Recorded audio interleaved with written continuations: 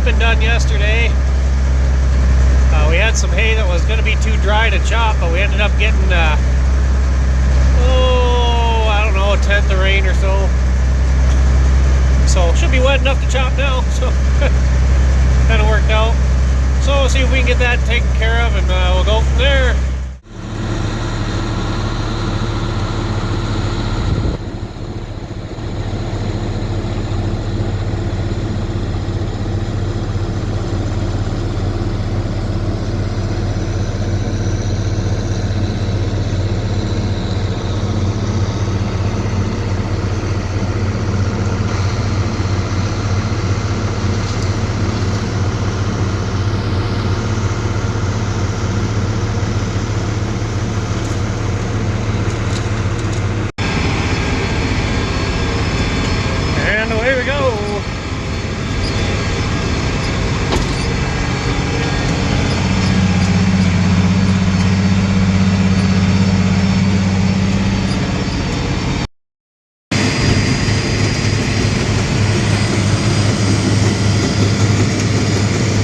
Freaking wind's blowing it all the way on me.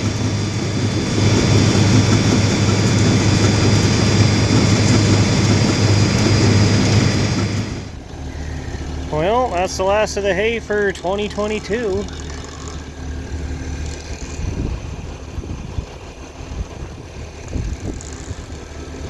That's pretty good off a fourth crop. So, I guess what we do now, this bagger here is I've got an 8-foot tunnel I can put on here. So I'll probably put the 8-foot tunnel on to do that snaplage. And then we got to convert got to put that other corn head on the chopper. So I guess I'll check back probably sometime tomorrow when we're doing that. Well, my original plan for today was to get that chopper set up for snaplage and good sharpened knives and stuff. And you guys seen there, I think I videoed it anyways, I don't remember. If I didn't, there's a spot on the chopper that holds the shear bar that broke away. I had a guy come in and re-weld it all.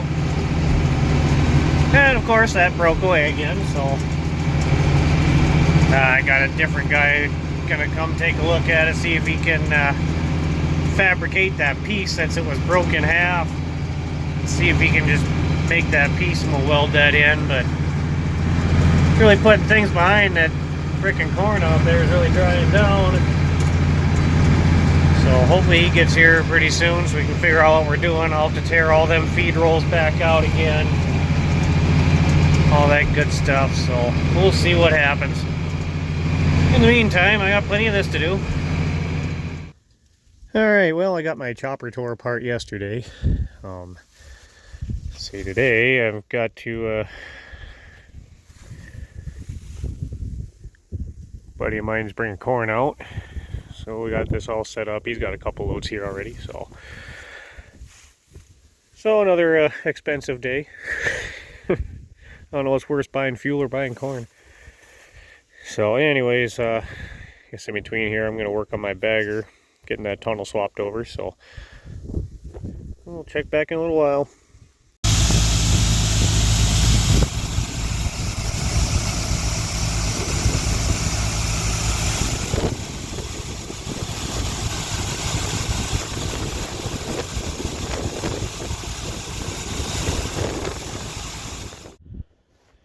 Alright, I'll just kind of show you guys how this works here. This is my bag I had left down there. So basically all I gotta do is took the springs off here for that pan underneath, and just a pin that holds this in, same on the other side. Then there's a turnbuckle on each side, put them pins out, and there's 2 pins up there. And then you basically come in there at the skid loader after you hit your head, and then you kind of tip that up like that and raise her up and out. First time we did this, it was a royal pain, but after we got the tunnel off, I slathered everything in grease and oil where that sits in there, so it comes off a little easier now. So Anyways, we'll see how the rest of this goes and check back in a while.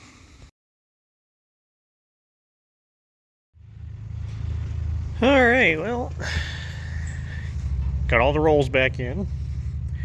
It was quite the process. I should have videoed more of this, show you what this guy did, but yeah, we couldn't get a weld on the backside when we welded this the first time. So what he did is this piece that was broke away, he drilled through it so he could weld down on the backside, and hopefully that's going to be enough to hold her in. Because if that don't work, next time we got to take this whole drum apart off.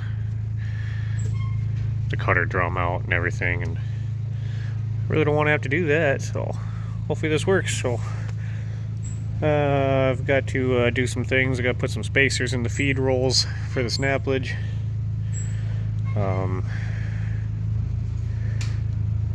There's plates that go under the feed rolls need put in, and then just sharpen the knives, get the corn head on, and we'll go from there. Alright, well, I got the chopper just about ready to go.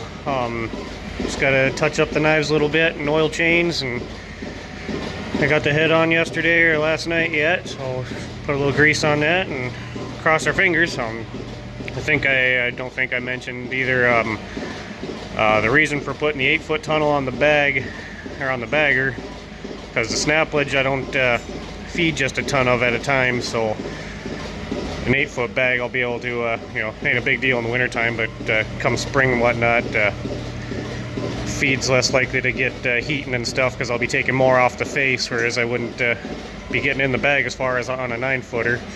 So that's the reasoning for putting the 8-foot tunnel on. Also, if anybody doesn't know what snaplage is, it's basically high moisture ear corn with the husk. Behave yourself. Feeling feisty.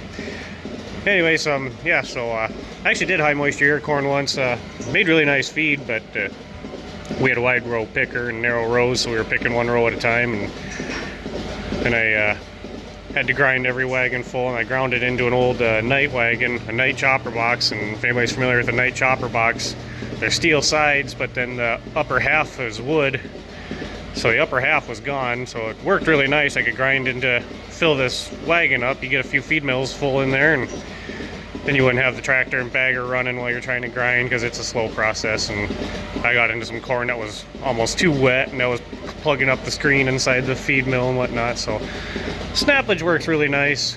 That was before I had the self-propelled chopper. But yeah, so it makes really nice feed. Over shell corn, there's still good feed value in that cob and stuff, and even the husk. So it's a nice way to put up some corn. So anyways, see what kind of trouble we get into here and check back later. Alright, just getting things finishing up on here. I just got to change these sprockets out and hook the head up. So this is a regular combine head, and what you need to make it work on a chopper is this adapter plate. And this was kind of something we cobbled together. It was meant to drive on one side, and then you put a hex shaft through all your gearboxes down below. So what we did is cobbled all this stuff together, so it's going to run on both sides. It's still going to run off of this shaft, but instead of putting this hex shaft through there, this here is going to run this side, and then we connected it down below, and that runs the other side. Whether that's a better setup or not, I don't know, but it works. That's all that matters.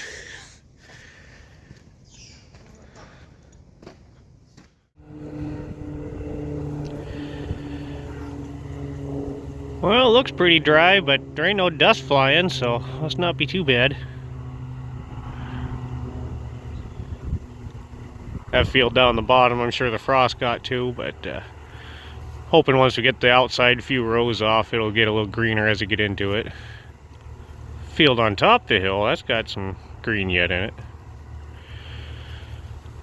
Yeah, we chopped it one year and it was just dust flying everywhere. That didn't turn out worth a crap.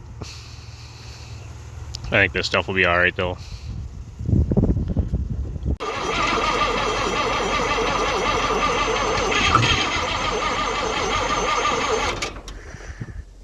Just thinking about it.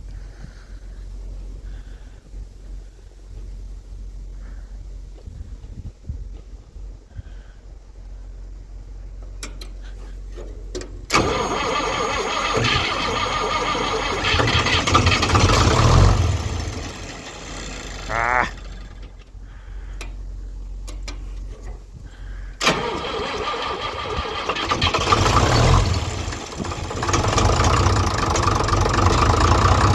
There we go.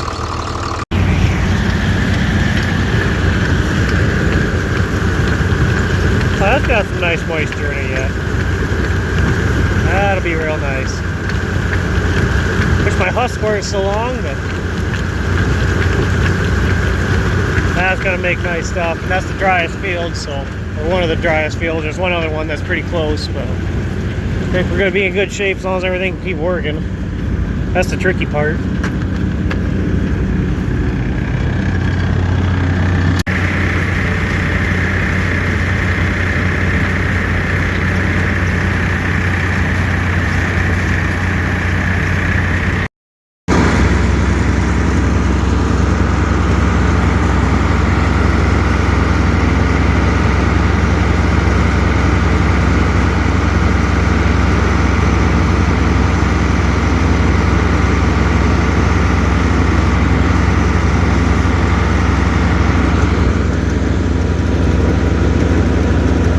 I think tomorrow I'm gonna put the hydro on. It's freaking cold out here.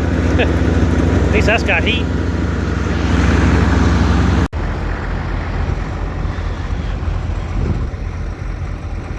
Get a little closer look at it anyways.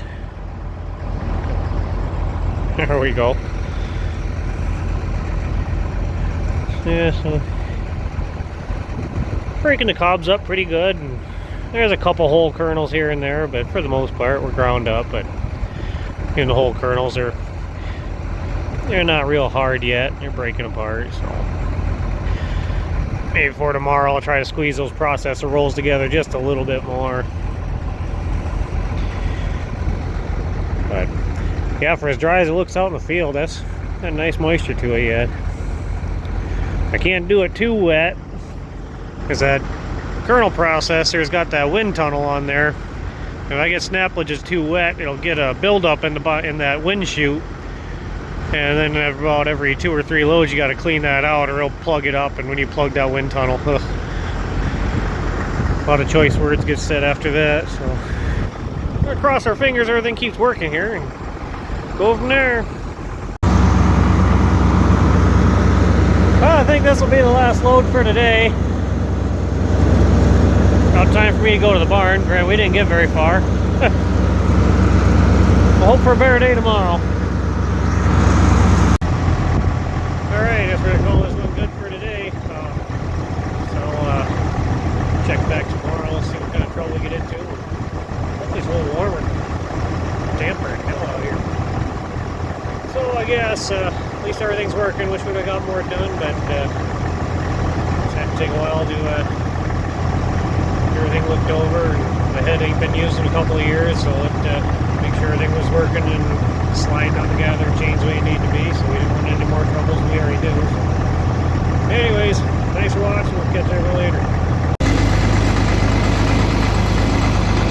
We got about 8 deer down there.